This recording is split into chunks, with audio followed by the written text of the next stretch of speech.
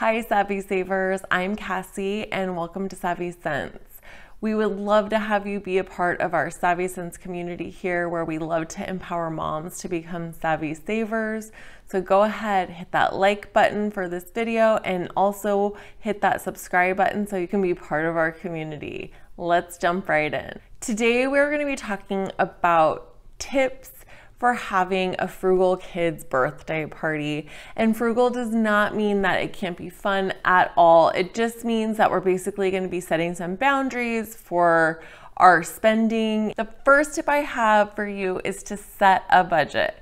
It's super important to know exactly how much you're working with before you start planning everything. I promise the kids are going to have fun no matter what. Everyone can have fun at whatever budget you set, but it's just important to know what you have to work with before going into it.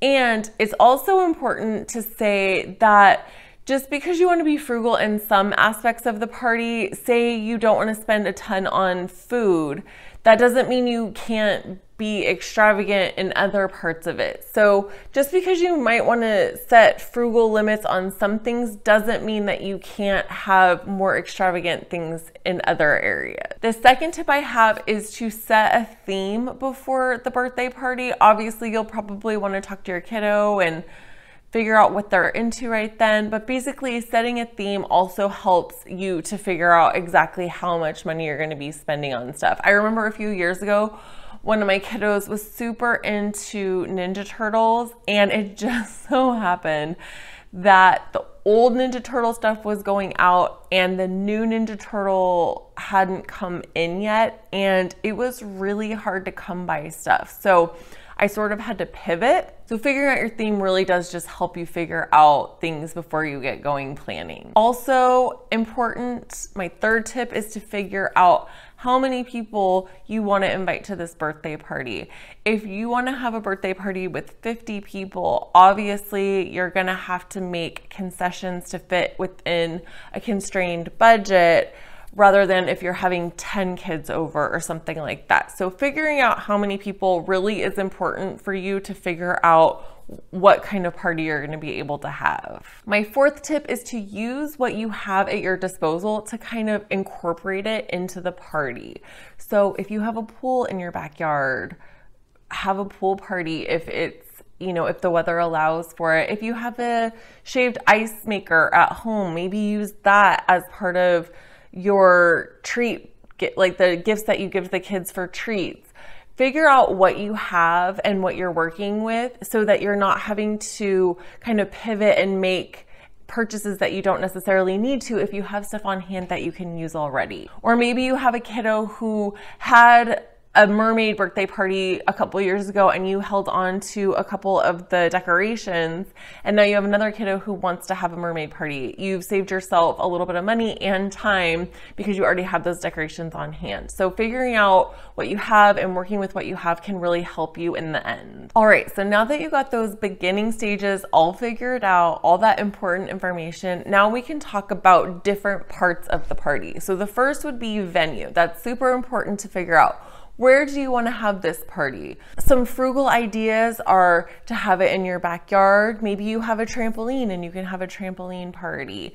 A park is a great place to go because there's already play structures there. There's normally grass for games. Maybe you have a friend who has a really nice backyard that they're willing to let you use. Maybe you have a family member that has like a really nice backyard and they're willing to let you use it. So those are all some really good frugal venues where you're not really paying much, if anything at all, and it allows for such a fun party. The next item are invitations. So once you figure out your date and your venue and who you want to invite, you can go ahead and send out those invitations.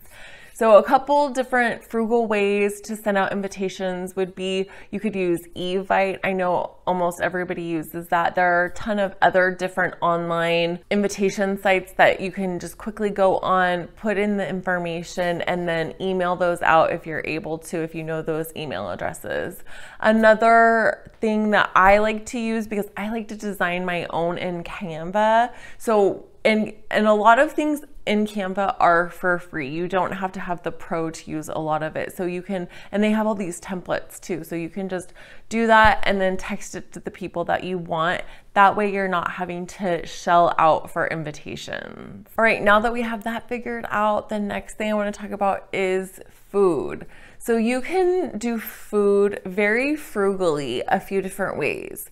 So a tip is to have your party in an off time. So not during lunchtime, not during dinner. So that way you can get away with doing like small appetizers or small snacks and a few drinks. And that's a lot cheaper than having to shell out for lunch for kids and parents and all that. So say you do want to serve during meals time though, you could do something really frugal, which is get pizza. So I know Domino's is really cheap and so is Costco pizza. We love their pizza and it's so frugal. You get a huge pizza for 10 bucks. So you can actually like cut that up because they don't cut their slices very small. So you could actually get away with cutting up the slices a lot more, especially for little bellies. You can also make food at home. So you can make dips and get veggie trays and stuff like that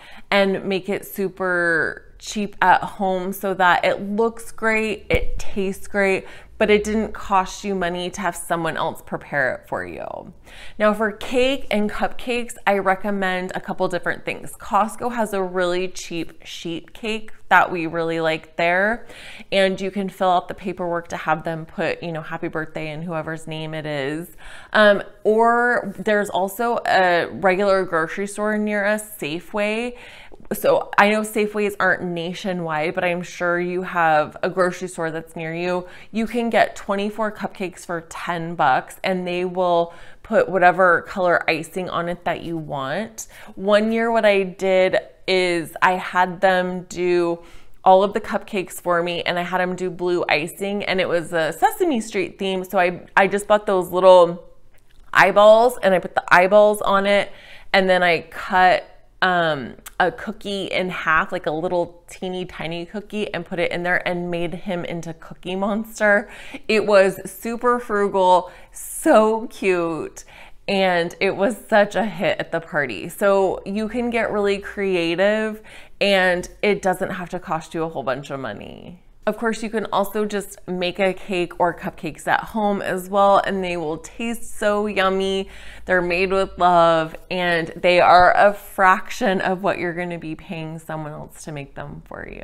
All right, decorations. This is the part that I sort of thrive on. I love throwing birthday parties, and I would say I am kind of a Pinterest mom. I have definitely scaled back as life has gotten a little bit more hectic, but I love going on Pinterest and trying to find really cute decorations and themes to do. A really fun, frugal decoration idea is to make your own balloon stand. And I actually watched a tutorial on YouTube by Liz Fenwick DIY.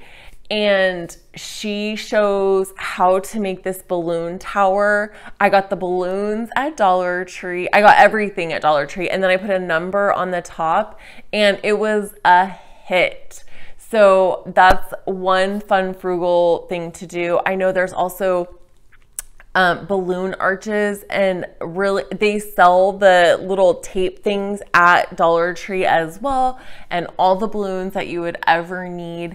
And so that's another frugal thing that has such a wow factor. A couple places to buy some really cheap birthday decorations are Walmart. Walmart has excellent balloons as well. So Walmart, Dollar Tree, the 99-cent store. And truthfully, like DIYing, if you have that capability, it really is going to save you more money. Another place to check is a Buy Nothing group. I know I talk about the Buy Nothing group all the time, but I actually had balloons from a birthday party last year. We did a drive-by birthday party. I had balloons and somebody came and picked them up and used them for their birthday party. I was able to gift them to them. So, and it was all on the Buy Nothing group. So I urge you to check your Buy Nothing group because I'm sure someone has decorations laying around that they would love to just gift to you. Activities, the fun stuff. So like I said, if you have access to a pool, that's such a fun birthday party idea. Also the park is so fun. I love the park because everything's already set up and the kids just go play. I find that sometimes the kids enjoy not having like a ton of planned games and they like to just go and play and have fun. So the park is the perfect place for that. You can always borrow items from people. So hit up your friends, your family. You can even post in a Buy Nothing group or a local parents group and say, hey, you know, I'm having this birthday party. I love to do cornhole at this birthday party. Can I just borrow it for the weekend? And I'm sure you would be able to find people who are willing to help you out. And that way you're not having to shell out for something you're only going to use once and then store it and all that. Like I said, use what you have. If you have a trampoline in your backyard, that's super fun. If you have a pool in your backyard, if you have a bounce house already, I know quite a few people in our area, they just have them. So use that for a birthday party and you're saving yourself so much money because you're not having to shell out for a one-time event. A really fun activity that doesn't have to cost a lot is a super fun scavenger hunt. So you can put clues all over the place and then it can lead to the treasure, and that's where the kids find their goodie bag if you're doing those. All right, now that we're talking about goodie bags, let's talk about them. So I know a lot of parents have very strong feelings about goodie bags. I understand those feelings very much, but I also think you can do creative things with goodie bags. So you're gifting things that are frugal and that the kiddo can get good use out of. I know bubbles is a good way to go depending on how old your kiddo is. Coloring books, depending on how old they are. That stuff will always get used, and so it makes a great goodie bag gift, but it also has multi-purposes, which I know all of us parents really appreciate. I know some people who do like a cookie at the end, so they'll make cookies and have a cookie to just give as a goodie bag gift, and I love that idea because it's a consumable, so there's nothing to play with afterwards. Or you could do something like you know what they have at ours that are huge right now are those poppets. And at our local one, they don't have enough for, say, like 12 kids, if that's how many kids you're inviting, or 6 kids even, because they're always sold out. So if you go to dollartree.com, you can look and see if they have what you want to buy for your kiddo, and you can have it shipped either to your house or to the store and pick it up, and that way you're not taking away from the inventory at the store and you can get how many you need. My only note about this is sometimes there are like minimums, so you'll have to buy at least 10 or at least 20. So you want to make sure you're not having to buy a crazy amount if you don't need it. Walmart is a great place for goodie bag stuff too, and so is Target. I feel like Target has like really upped their game for goodie bag stuff. So those are all really great places to find frugal ideas. And just remember, it doesn't have to break the bank. All right, so I hope you got some wonderful tips on how to throw a frugal, fun kids' birthday party from this video. I had so much fun chatting with you. Go ahead and like this video and hit that subscribe button to be part of our community. And I just want you to remember that having a frugal party does not have to break the bank, and truly simple birthday parties are so fun. All that matters is that the kids are having fun, and they will have fun no matter what. I hope you have a great day, and I'll see you in the next one. Hi, Savies. The first tip I have is to set a I can't talk today.